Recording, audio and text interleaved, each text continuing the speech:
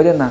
Maži namų projektai ne tik greičiau ir pigiau suprojektuojami bei pastatomi, tačiau ir jų išlaidos už šildymą bei kitas komunalinės paslaugas yra sąlyginai mažesnės. Be šių akivaizdžių ekonominių privalumų, mažų namų savininkai džiaugiasi ir tuo, kad mažas namo plotas skatina namo gyventojus daugiau laiko praleisti kartu, daugiau bendrauti tarpusavį, taip išlaikant ir kuriant geresnius santykius tarpusavyje. Šiandien kaip tik ir norėčiau pristatyti du nedidelius namų projektus. Pirmasis jų tai projektas Liudas. Tai yra 150 kvadratinių metrų, klasikinis, dvišlaičių stogų, namas tinkantis gyventi 4 asmenų šeimai. Projektuojant mažus namus, pagrindinis iššūkis yra tas, kad norisi tuo pačiu ir išvengti sudėtingų konstrukcinių mazgų ir sudėtingų sprendinių, o taip pat sukurti kažkokį įdomesnį namo fasadą. Šią problemą mes sprendėme padarydami taip vadinamas išėmas įpjovimus tiek viename namo fasade, tiek kitame. Tai padarydami išsprendėme vieną problemą, tai yra virš pagrindinio įėjimo durų nebereikėjo projektuoti stogelio apsisaugojimui nuo lietaus. Terasinėje pusėje tas pats nebereikėjo prie namo lipdyti kažkokio papildomo stogo, tai šitas balkonas tarnauja ir kaip pats balkonas, ir kaip apsauga nuo lietaus pasisėdėjimui terasoje. Jeigu užeisim į šio namo vidų, pagrindinis įėjimas yra šitas. Čia matome. Patenkame į tamburą, iš tamburo į koridorių, kur galima nusirengti. Ir patenkame į pagrindinę patalpą, gyvenamąją zoną, kurie susideda iš svetainės, valgomojo bei virtuvėlės. Labai patogus dalykas yra terasa, kuri suprojektuota šalia virtuvės. Į terasą tiesiai iš virtuvės galima atsinešti ir kavos puodelį atsigerti ir šiaip pasėdėti.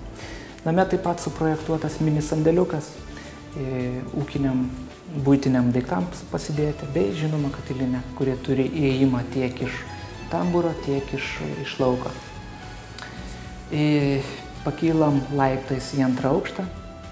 Čia yra tik poilsio kambariai, tai yra 2 vaikų kambariai, bei tėvų miegamasis su savo suprojektuota rūbinė, bei vienu dideliu sanmazgu, kuris aptarnauja visus 3 kambarius. Kaip matome, iš vaikų kambarių galima patekti taip pat į balkoną. Namo apdailai šiuo atveju panaudojame 3 apdailos medžiagas, tai yra struktūrinis tinkas, apdailinės lentutės bei klijuojamas klinkerio plytelės. Sekantis namas, kurį norėčiau paminėti šiandien, tai yra projektas pavadinimu Agnetė. Tai dar mažesnis namas, kurio plotas tai yra 117 kvadratinių metrų. Pagrindinis šio namo akcentas yra suprojektuota įstiklinta oranžerija. Labai patiks tiem, kas domisi gėlėmis, mėgsta jas auginti. Taip pat tai yra didžiulis šviesos šaltinis, kuris patenka tiesiai į gyvenamąją zoną, tai yra valgomąjį bei svetainę. Pagrindinis įėjimas yra būtent čia, ant fasado čia būtų.